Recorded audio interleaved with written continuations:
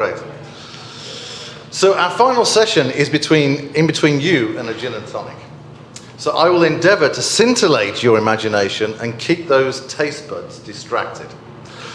It's been a wonderful day here, and maybe in the future artificial intelligence will participate as a citizen in our sessions as we seek to achieve the Sustainable Development Goals. Who knows? I want to thank Rami and his team for their professional manner and your due diligence in that session to help shape the final session of the day. We could certainly do with that level of professionalism in the UK and help us with Brexit. In 1956, the father of AI, the great John McCarthy, and Turing Award winner, joined with other great scientists, mathematicians, and geniuses for the very first Artificial Intelligence Summit. This spurned a global revolution to research AI, and maybe today this summit will start another global revolution to design, leverage AI dedicated to deliver the Sustainable Development Goals. One of the reasons that the Internet of Things revolution has been so important to humanity is for us to understand the physical world better, to develop a better balance and harmony between our human and our environmental systems. The opportunity could be for that organically enabled data generated from IoT to be used to create new forms of artificial intelligence. It is clear that our human and environmental systems are out of balance. Old paradigms are no longer serving us well, and as such, AI can partner with us to create more efficient and meaningful systems to serve our businesses, to serve our governments, to serve our communities, and to serve the environment. So let's get on to the keynote, how AI can be our partner in achieving the UN Sustainable Development Goals. Renowned leaders in AI, such as Ray Kurzweil and Elon Musk, believe that AI will be smarter than humans within the next 10 years. But the other leaders, like Kai-Fu Lee, the great Chinese internet entrepreneur, believe that AI will lack the human instincts of love, intuition, and compassion, which is programmed deeply at the core of our humanity. In reality, the possibility of AI developing same capacities as humans is probably a long way off. Nevertheless, these compassionate-based human values lie at the very heart of the Sustainable Development Goals, enabling social equity, environmental equity, and of course, economic equity for all. The SDGs are created from important human values to encourage society, both global and regional, to strive towards new systems and thus lay the foundation for a more enlightened society that is equipped to move into its future with confidence and together. So how might AI be a partner in achieving our goals? It is becoming clear that humanity has chosen an evolutionary path in partnership with computers, data, and the digital cyber worlds. By design or by accident, we have chosen to develop and rely on the digital world to serve our businesses, our government, our life experiences, and possibly our very evolutionary future. We are on a path into a deeper integration of the organic and digital worlds. This is an incredible opportunity for AI to play the enabling partner. It is the choiceless choice.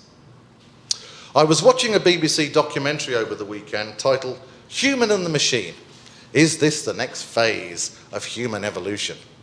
It shared stories of humans integrating technology with themselves. One guy had a machine that told his brain where north was in order to associate direction with his memories. A couple interlinked their nervous systems so they could share movement together, some kind of telepathic link. Are we heading into a Matrix or a Skynet future where humans and machines are fighting for dominance or even for their very survival? Will robots take over the world as some authors have feared? Will AI develop a consciousness of its own? Intel believes that ambient science will enable data to have awareness of its purpose, a new life form and citizen within society. Maybe. These are some of the questions being pondered by the great minds of today, the philosophers, the priests, the inventors, the scientists, and of course, all the geniuses here today. I believe that our future will be far more interesting and exciting than any restrictive or fear-mongering paradigm. AI has the potential for all of us to embrace more of our humanity rather than lose it. To quote Einstein, "The power of the human imagination is what makes our world go round." Humanity has made incredible progress throughout history, and AI is one of the most exciting innovations in modern history, whilst possibly being the most challenging. We know that AI will convert our business operations and economics into more efficient human and machine paradigms. We know that AI has created breakthroughs in medical innovation, such as detecting Alzheimer's disease or breast cancer earlier. But can AI help make our water and sanitation healthier? Can it provide us with affordable, clean, and resilient energy-based systems? Can AI help with providing effective and personalised education for all? Can it make us more efficient in our societal consumption and production? Can it tackle the challenges of increased urbanisation to provision inclusive, equitable, environmental friendly and sustainable communities for our cities, our regions and our nations? And Lee, that's my definition of smart cities. In short, it has the potential to achieve our goals. With a citizen of the future mindset and a focus on triple bottom line economics, I do believe that the development of AI intelligence will make a huge difference to our businesses, within our society, within our environment, and as such is one of the most exciting innovations yet. AI invites us into new paradigms for our future and will be an enabling partner in the human evolutionary path. However, let's return back from the future and into the reality of today. Here's some statistics about AI. By the year 2025, the global market of AI is expected to be approximately $60 billion. That's an increase from only $1.4 billion in 2016. It's expected to add indirectly $15.7 trillion by the year 2030 into the global GDP. And it is expected to increase our business efficiency by 40%. 70% of the devices that you are using in your life have some feature of AI. Splunk, that great data and cybersecurity business, wrote a report, How Data Will Light Up AI. They interviewed execs from around the world. Here are some stats. 61% of respondents expect AI to guide their business strategy within the next 5 years. That's why AI will guide our SDG strategy. Only 48% say they understand AI very or extremely well. And only 2 nations assess themselves as AI experts, China and the UK.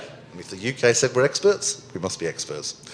So we can see that AI, although early in its evolution, is expected to create a new global economy and change the way we operate as a society. AI can help us to achieve those SDGs. So let's take a look.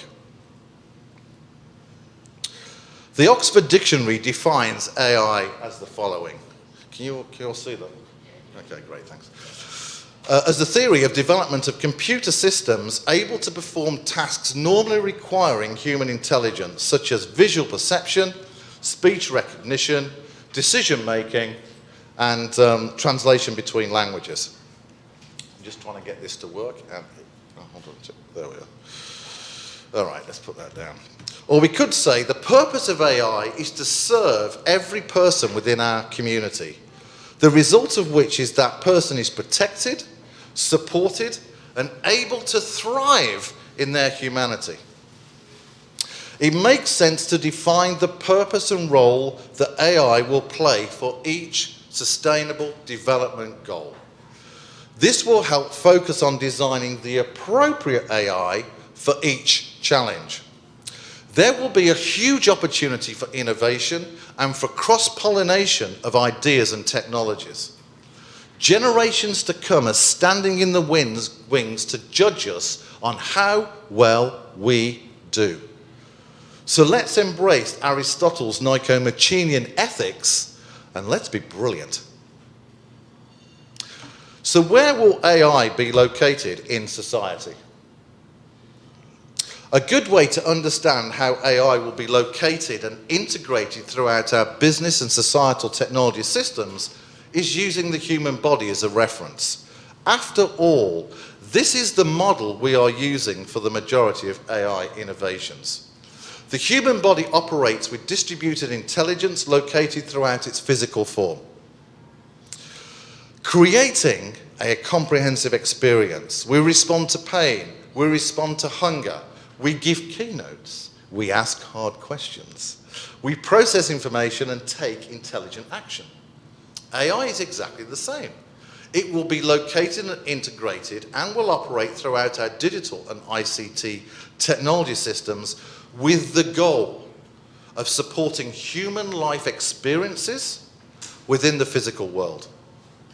From platforms and services within the cloud, all the way to an edge device, which could be your Wi-Fi modem, your Alexa, your phone, or even your car.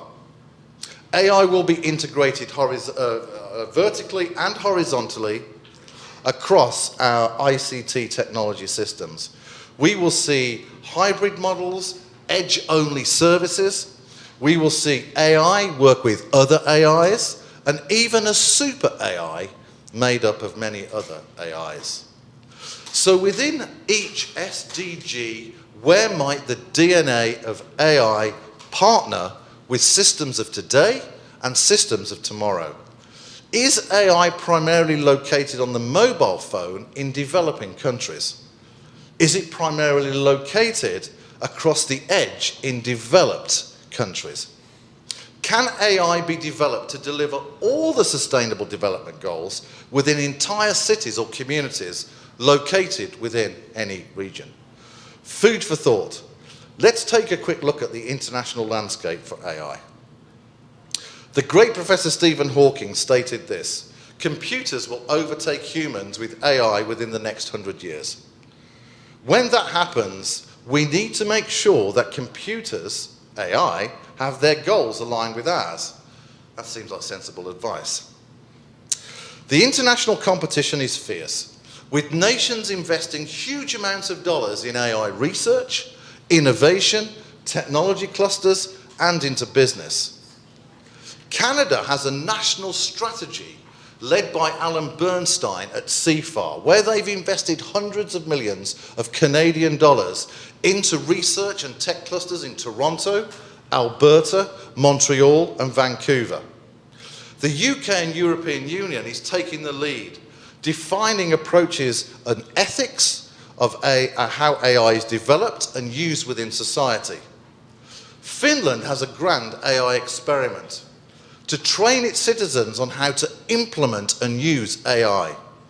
To quote Mika Lintilä, the economic minister, Finland will never have so much money that we will be a leader of AI, but how we use it, well, that's something different. China is probably leading AI at the moment, and an article in Scientific American stated in 2017 the Communist Party of China has set 2030 as their deadline for them to be a global leader in AI. I'll speak about US leadership in AI a little bit later. And there's many companies that are doing a lot in AI. Cloud with IBM's technology and Deep Blue, Google's AlphaGo that beat the Go champion, 100 games to 0. He did not even win one game. Did the AI have compassion for his loss? No. HPE are an interesting company. They have designed edge and cloud and hybrid ICT infrastructure that will host AI to operate in our cities across the edge, AI to operate in the cloud, AI to operate between the edge and the cloud. So a technology company is building the ICT infrastructure in which AI can exist. Intel and NVIDIA are putting AI in microprocessors and silicon. But let's talk about Elon Musk. He's at it again with the Neuralink Corporation. Instead of heading outward toward Mars, he's heading inwards to the human body by developing implantable brain-machine interfaces. This goal is to begin implanting devices in paralyzed humans, allowing them to control phones or computers. Musk said this: ultimately, he wants to achieve a symbiosis between humans and artificial intelligence. Not everyone agrees with this approach, and you can see why AI ethics plays such an important part in its development and usage. A fundamental topic to note is that nations and organizations wishing to lead AI have a very strong supercomputing and high-performance computing strategy. A supercomputing strategy can determine the success or failure to develop an AI. I don't want to give too much away, you'll have to read the book, but supercomputers can be viewed as the primordial soup to develop new forms of intelligence and, in the years to come, possibly digital life. Okay, let's examine some thoughts from one of the global leaders in AI who believes that AI can save our humanity. Kai-Fu Lee. Has anybody heard of Kai-Fu Lee? Great. He's wonderful, isn't he? He's brilliant. I wanted to share with you thoughts from a TED Talk by the former Apple AI leader and well-known Chinese entrepreneur, Kai-Fu Lee. He's got a portfolio of AI businesses valued at $25 billion. He kind of knows what he's doing. It's a TED Talk worth watching. The title of his talk is this: How AI Can Help Save Our Humanity. This is more of a holistic approach as to how AI can fit into society and serve humans. AI today and in the foreseeable future will not be capable to experience the wonderful emotions such as joy, happiness, or even love. AI is a feelingless intelligence. So how might this feelingless intelligence partner in our businesses and our jobs? This slide is replicated from a TED Talk. So on the left-hand side, we have optimization of repetitive jobs, and on the right-hand side, we have creative and strategic roles, and these are some of the roles that... Wrong one, sorry. I need to put that away. So within 5 years, Kai-Fu Lee thinks that repetitive jobs will be replaced by AI. Routine jobs, he thinks 10 years. And for optimizing jobs, 15 years. But if you're a CEO, or an artist, or an author, or an innovator, AI won't replace you. So you're safe. Let's have a look at this slide. These are 4 quadrants. And this is going to explain what his view is, and I agree with him, about how the human and AI partnership will be going forward into our future. And then I'm going to talk to you about the SDGs and how this fits in. So, compassionate-centric economies, maybe we called it triple bottom line economies, and automation with no emotion. And then on the left-hand side, we have optimization, or creative and strategy on the right-hand side. So for these kind of jobs, Kai-Fu Lee thinks that this will primarily be AI-driven and humans will not be needed anymore. For these types of jobs, which are creative and strategic, but needs automation, he thinks AI will play a minor role, but the humans will play a primary role in these jobs. When it comes to compassionate-centric and creative, Kai-Fu Lee thinks AI will be a little bit of a supporter, but primarily human-centric. When we get to this quadrant of compassionate and optimization, this is the sweet spot. This is where AI truly partners with the human. 50% each. And this is really quite interesting. So as we consider how artificial intelligence can be best leveraged to partner for each SDG, we should consider the depth of integration that the human and machine partnership should be. It's important for every single SDG, the overall outcome must be that the human experience is enhanced, not reduced, increasing automation and bringing new intelligence to fishermen, or ensuring fresh water to a community, or a personalized educational program, or delivering local clean energy, or local food production, or impactful healthcare, are all opportunities where AI can play a powerful role. However, as AI plays a deeper role in optimizing services, we must consider the new types of jobs that AI will create. The jobs of the future. As such, as we integrate AI as our social partner, we must be thoughtful and plan for the opportunities being created for new human roles, jobs, and experiences. But let's talk about culture. As we consider AI as our partner, we should be mindful of the culture of both the individual and the community. We should be mindful not to dictate to the communities the role that AI must play. AI may play a differing role for each major culture. As such, each culture must be involved in the design of a framework that AI will play for every single SDG within their community. This approach encourages communities to come together and develop a collective vision in their society and the extent to which AI will play as their partner. Don't forget, Finland's strategy is to become a programming powerhouse, with every person equipped within society to be taught how to program AI to enhance their life, their community, and that of their nation. Therefore, we must work with and encourage nations to develop their own vision on how AI will realize their societal vision and encourage development of a roadmap for achieving SDGs. Some nations may go slow, others may go much quicker.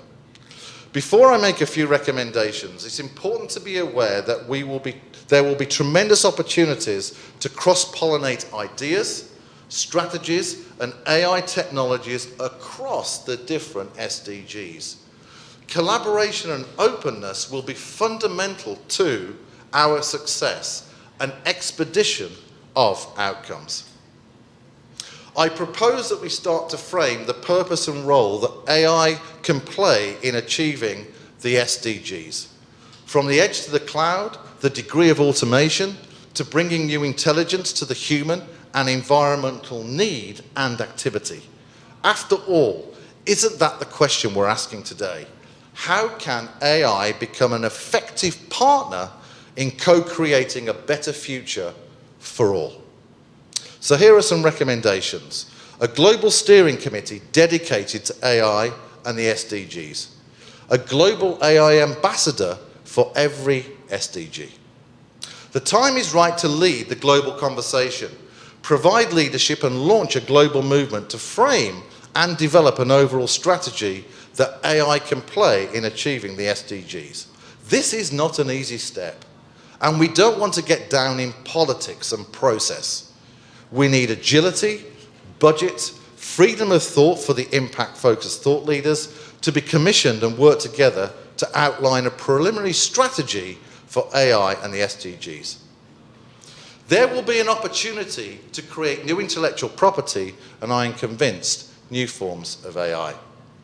Okay, let's move on to a national AI initiative to tackle one of the SDGs, and that's smart cities. Several months ago, while I was walking in the beautiful countryside of Colorado, pondering the next stage for global innovation, my thoughts started to crystallize around how can we develop the human and AI partnership in order to create meaningful and positive societal impact. How can we ethically deepen this organic and cyber integration and transition into systems of balance, equilibrium, abundance, and potentially harmony. Would this approach resolve some of the global and local issues that we face within our communities? Big questions indeed. Two things became clear. I need to write a book. The second thing that became clear was that smart cities is probably the most appropriate SDG to start with, considering that mass urbanization is a global issue. Smart cities are also a place where we can revisit the conversation about personal data ownership, examine the potential of personal data vaults, experiment with new data economies, and develop new forms of human and AI systems. After all, the built environment is where most humans spend their time. Seems like a sensible move. So let me briefly talk through this. This is the US's first and only, as far as I'm aware, and Lee, correct me if I'm wrong, artificial intelligence cluster dedicated to smart cities. It's in partnership with the NIST, Homeland Security, and NTIA, and is part of the same program that Lee's doing with cybersecurity. Yeah, cybersecurity, great. And basically, this contains an ecosystem of supercomputers within the US. And these folks have analytics, models, and AI that has never been available to the private sector before. Things like smart grid models, things like transportation models, things like moving assets around a very complicated location models, things like regional and national water models. And so the private sector will play a very strong role here in being able to access brand new intellectual property to be able to change the smart city conversation, where you model a challenge such as transportation or carbon net zero or energy net zero or water security or food security or affordable housing or whatever it may be. You model it first on these supercomputers, and then the private sector will have solutions that can play into that model. So now you're buying solutions that you've already modeled before, so you've de-risked the impact. You know the impact is going to happen. This has never been done before. Normally, cities and regions and nations buy solutions without modeling, and they test it all. This cluster changes the entire conversation. We've changed the quickness of being able to model challenges and then basically deploy advanced analytics solution sets such as smart transportation or public safety or wherever it may be, or smart grid, and also AI for these new challenges that we're facing. And so this is just a little bit about the ecosystem. Supercomputers that will enable the private sector to be able to use these models to model large-scale digital transformation and tackle some of the SDGs that we are trying to resolve by 2030 today. A marketplace of solutions from the private sector that can resolve those issues, whether it's smart grid or new types of transportation or new forms of mobility or new types of public safety, it doesn't really matter. Having a partner ecosystem for the private sector is very, very important. Governance, policy, and ethics are going to be very important. So we're going to be examining new types of data economies. We're going to be examining new types of blueprints for AI in smart cities. We're also going to be able to take huge data sets from cities and regions, put them in the supercomputers, train the analytics from those data sets, deploy the analytics back into the city and region, at which point then they're now optimizing at a much more efficient rate. But it doesn't stop there. We basically keep on training those analytics and AI engines with that data that's continually coming from the city and region to keep those AI and those analytics engines super optimized. This has never been done before. And so we also are going to be looking at digital twin, which I'll be speaking to briefly, and also into new blueprints and a new term that I call smartcity.ai, which is a new ICT architecture and blueprint for smart cities. So we're going to be building repositories of AI and supercomputing models. Carbon net zero and new energy grids, water and waste management, transportation and edge intelligence, ambient science I'm going to speak to in a minute, and also digital twin, new AI architectures, and these new transformation models. And this repository has never been available to the private sector before, so this is really quite interesting. And also the private sector will bring in their AI and their advanced analytics in order for us to have a whole marketplace of solutions that may be more relevant to developing countries than opposed to developed countries. That could be price point, it could be ICT approach, it could be a number of things. So this is really new. No one else in the US has done this. I don't think anybody else in the world's done this. So really, we're very excited around this new AI tech cluster. And I'm happy to share more with you. And the federal government have backed it, which is cool. Let's talk about the digital twin. And there's about 3 or 4 slides, so don't worry, keep going. Digital twin plays an important role developing AI. As we consider building AI to support realization of sustainable development goals, a robust digital twin strategy is an imperative part of that. A digital twin is a digital replica of a living or non-living physical entity. By bridging the physical and virtual worlds, data is transmitted seamlessly, allowing the virtual entity to coexist and partner with the physical entity. For example, a physical city will have a living digital version of itself. A physical renewable energy system will have a digital version of itself. The environment can have a digital version of itself. A manufacturing plant can also have a digital version of itself, and so on. And this is an important innovation. Building dynamic digital version of a physical ecosystem enables the 2 ecosystems, one organically centric, the other digital centric, to work together to ensure optimal performance of services for an individual, for a business, and for a community. But the benefit of a digital twin does not stop there. Digital twin provides a data strategy to develop new forms of AI. The huge tranches of data that create a digital twin can be viewed as the very DNA that can be used to develop and train new forms of AI. Thus, for every single sustainability development goal, we need to develop the right digital twin strategy.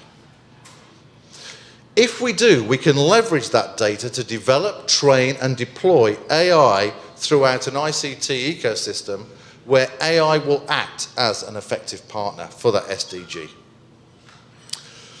As part of our leadership, we must decide what is our strategy for data ownership and its rights. Europe has led the conversation around GDPR and the right to be forgotten. California is following suit. These are good starts, but I believe we must go further and consider the benefits of a deeper form of data ownership and rights, and the benefits that would bring to the individual and to the communities. Could data be the new currency of the future? Would this provide everyone with a financial income?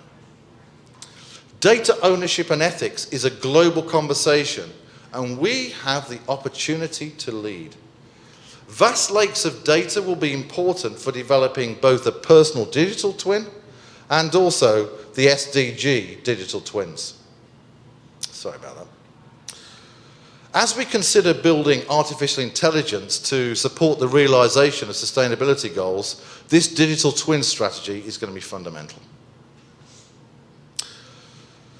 Data ownership and ethics is a global conversation, and we absolutely need to lead that. So let's talk about a new innovation in AI called ambient science from Intel and IEEE, as well as a term I call human.ai, which is your personal digital avatar, the digital self of an individual. I want to thank Kathleen Wolcott, the Intel CTO for ambient science, for sharing some of this content. Intel believe that the digital twin DNA could enable data to become aware of its purpose and then operate as a new citizen within society. Ambient digital twin is a digital representation of a human in the cyber physical world. This is coming. This is happening. These are becoming standards. It's important as we consider how AI plays in sustainable development goal achievement that we have a voice in this and leverage this innovation for the social good. Let me share some ideas with you. It will be wonderful to hear your feedback on this. Let me introduce a new term called smartcity.ai. This could be a new model for AI with huge opportunities for innovation and also can be replicated across other SDGs. Here we have the human digital self, or what I call human AI, or what Intel call the ambient digital twin. This is the digital version or digital twin of you that exists in the digital world. This is your personal digital avatar, or even your personal digital concierge service. It is made of your data DNA and other information to create a personalized AI dedicated to serve and collaborate on behalf of an individual to optimize his or her human life experiences throughout a city. This digital self may follow you throughout the city, moving throughout the smart city technology infrastructure. It may be located on your phone, or most likely reside within your car. It may reside in one location, or spread itself across many locations. So in smart cities, AI will be deployed across the edge primarily and also in the cloud. It will be on our street furniture, on our lampposts, on our street lights, on the traffic lights. It will be deployed, it will exist in mobile assets such as your car, trains, buses, scooters. It will be integrated throughout the built environment. AI for smart cities is coming right into the edge of your experience to deliver these kind of services. Public safety, to make sure that you're safe. Mobility, so you have a great transportation and mobility experience. Health and well-being, making sure you get great water and great food. And also to support your life services. Do you start to see that your digital self will be interacting with other AIs within the smart city infrastructure to collaborate on ensuring you get the best life experiences? This is a brand new set of thinking for AI and its next level of evolution.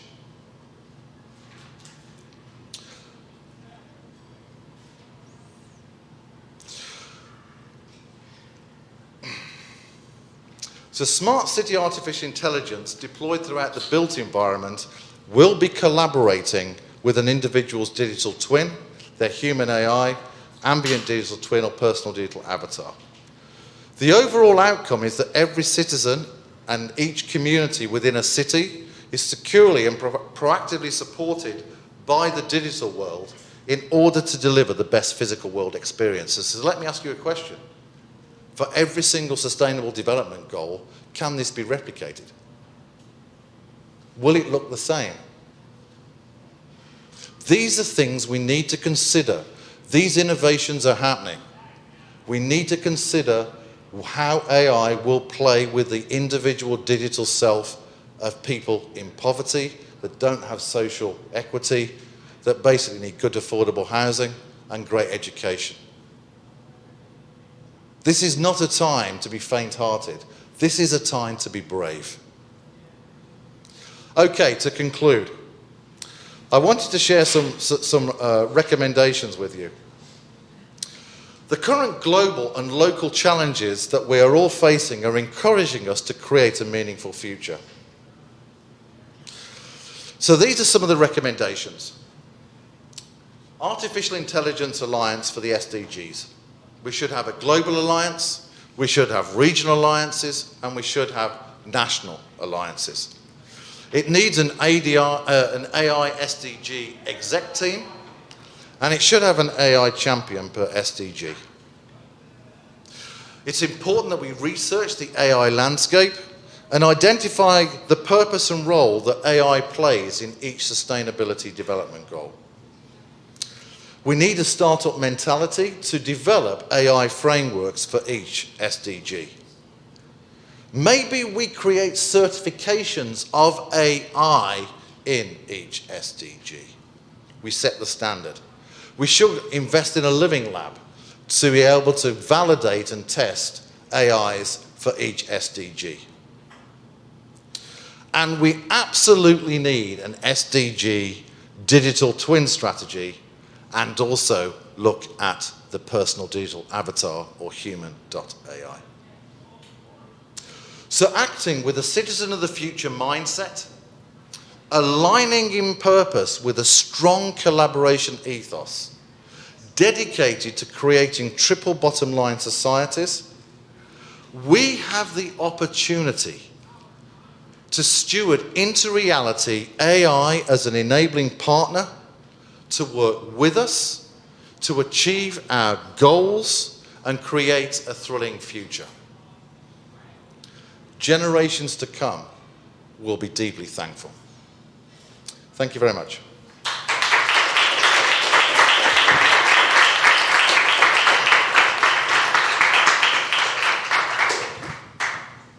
Matthew, thank you very much for taking the time to be here. Hopefully the Coke is good. I'm a Pepsi person. It's not your fault. It's okay.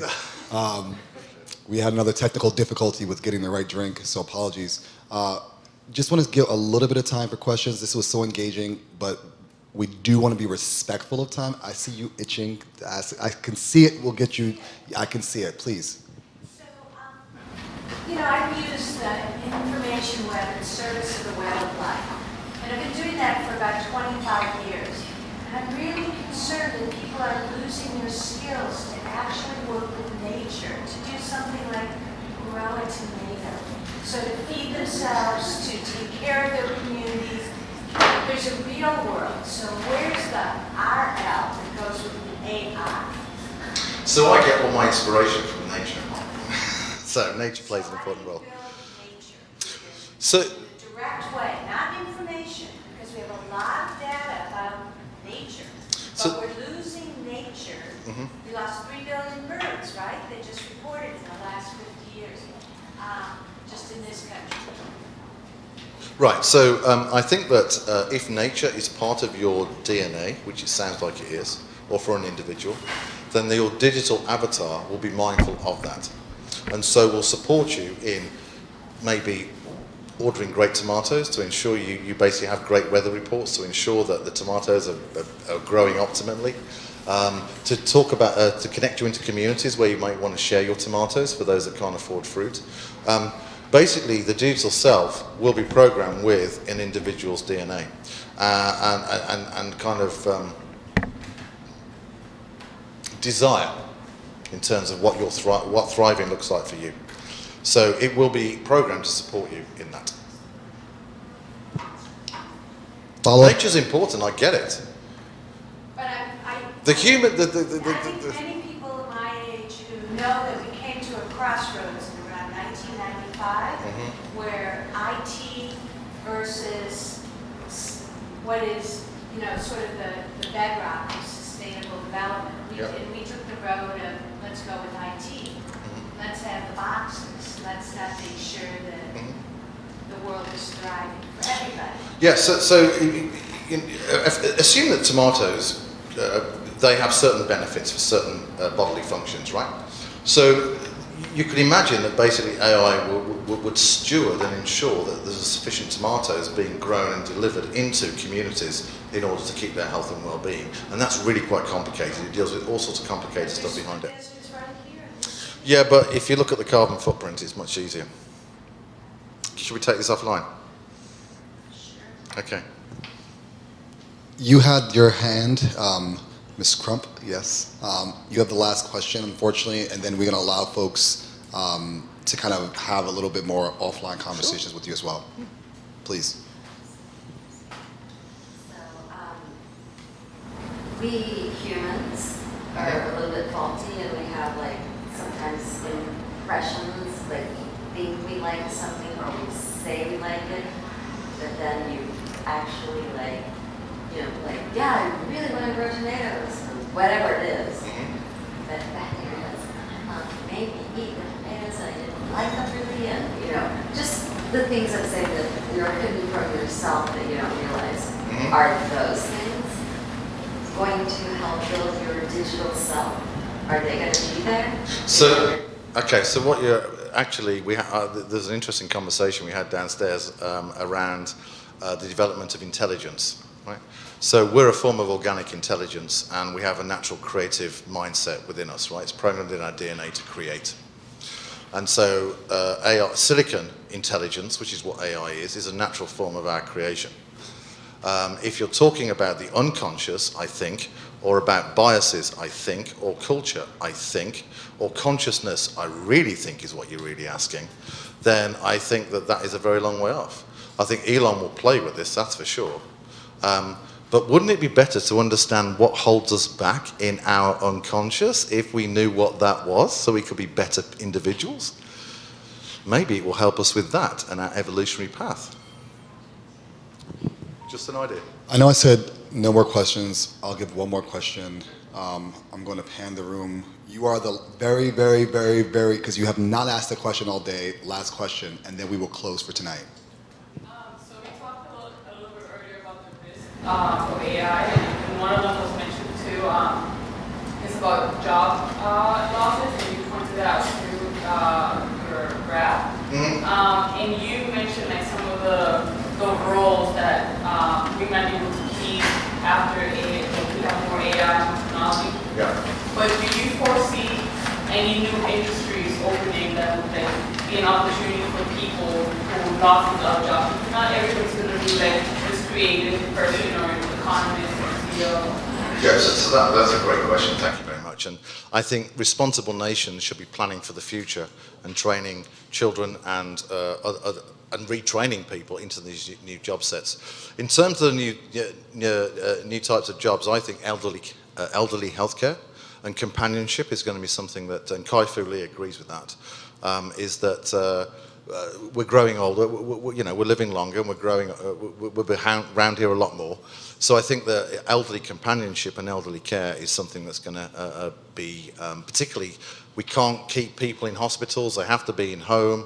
It's about remote management in the home and remote healthcare. So I think healthcare is going to be a massive, massive growth job where AI will create new jobs, and for that AI-human partnership, that sweet spot in that quadrant there. So definitely healthcare. I want to give you a round of applause again. Thank you very much for everything that you brought here today.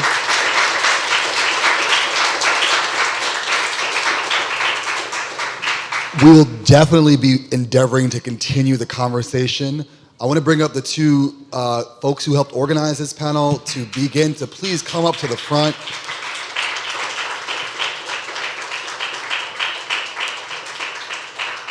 If we can respectfully, this is really our first time doing the summit, so thank you all for believing in us to be here. Thank you in particular, so thank you for staying with us all day long, so round of applause for yourselves.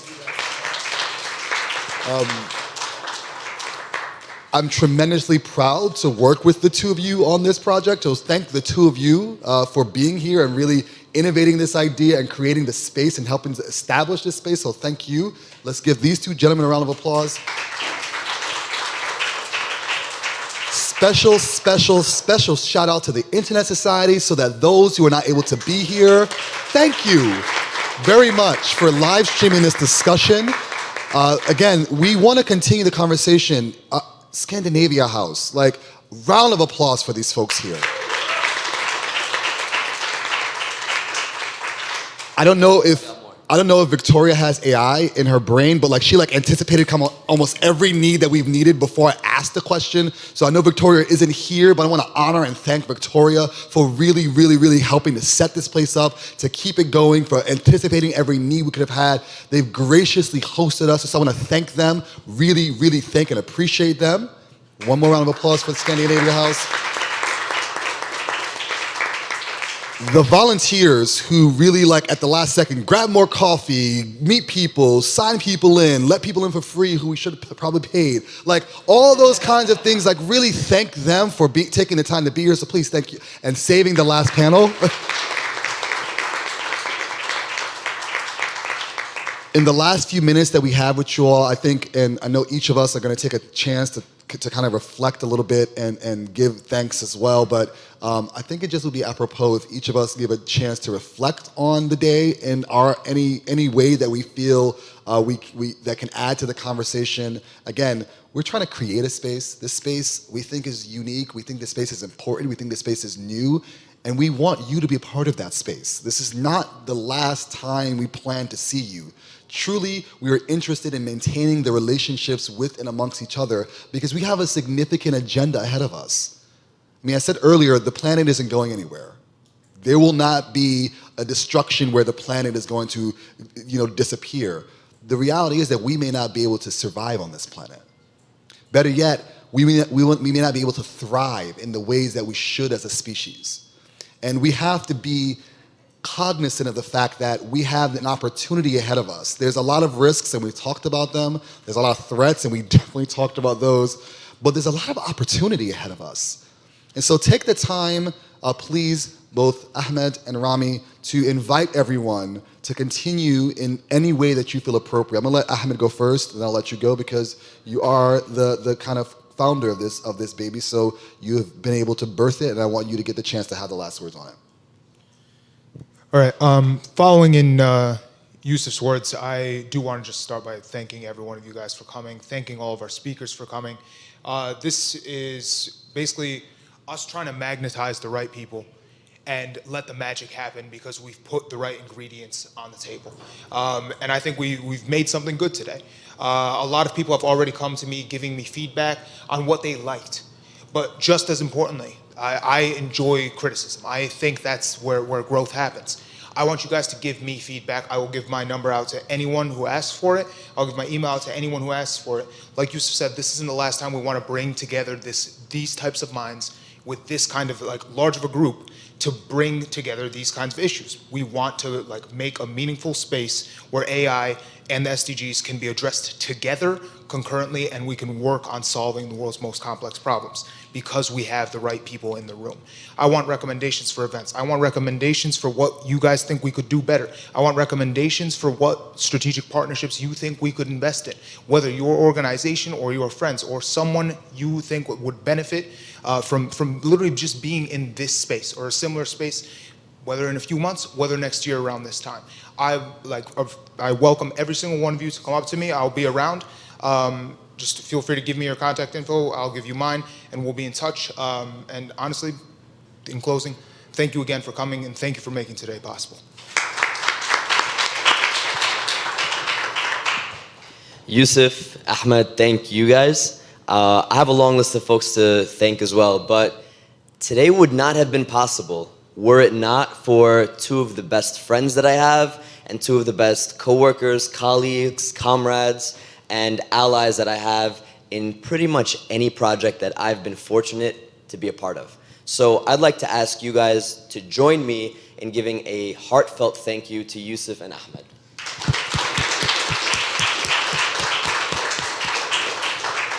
Now, Yusuf mentioned this is the first time that we've held the AI Sustainable Development Summit, which is true, but we've held events before. Last year, we held the SDG Blockchain Forum, a series of events that took place right around August, September, October, also marrying the worlds of technology and sustainable development, looking at the use cases where emerging technologies such as blockchain and data architectures can be an enabler for the SDGs. Through that, we were able to foster the dialogue and the conversation to grow these smaller events into what we have today. And even before that, Yusuf and Ahmed have been there in a number of events that we've hosted as part of our collective efforts, as well as supporting those who are among our close friends as well.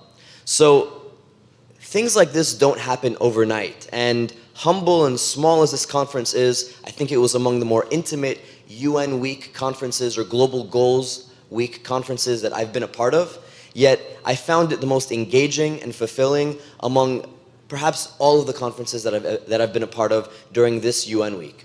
And it's because of the fact that people came with an open heart and an open mind and an eagerness to learn about a frontier that is rarely explored from the perspective that we've had a chance to dive into it today. So going forward, let's continue, as Yusuf said and as Ahmed has said, in building relationships that can foster substantive growth. How can we invest into you as individuals and have you up here on stage with us next year?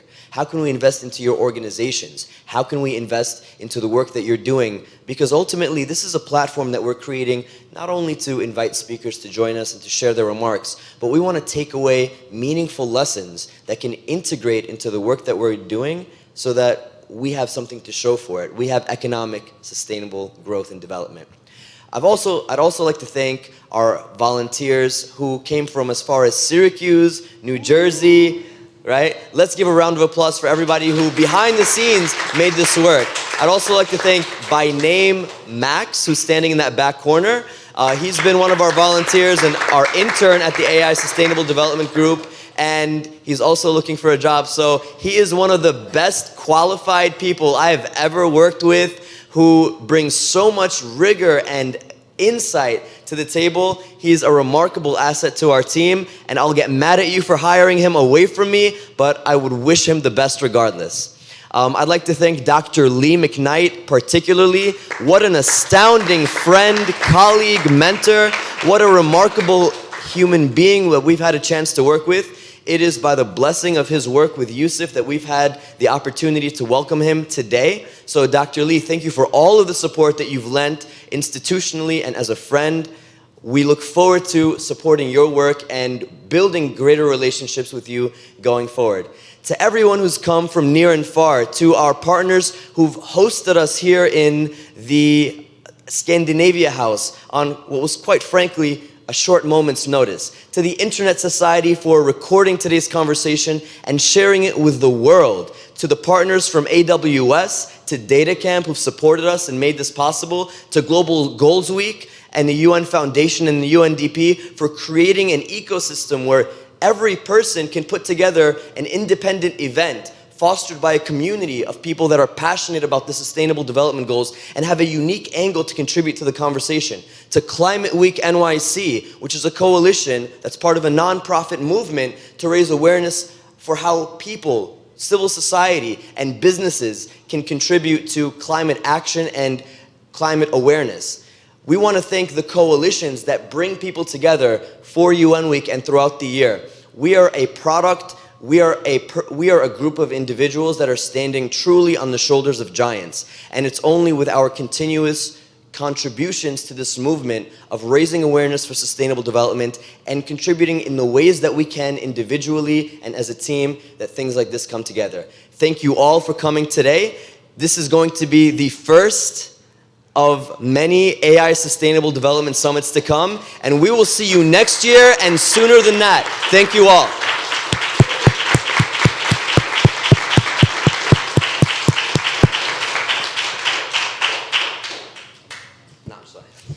Of course he wants to drop the mic. Again, this is not the last thing that we're going to do. Just a brief reflection.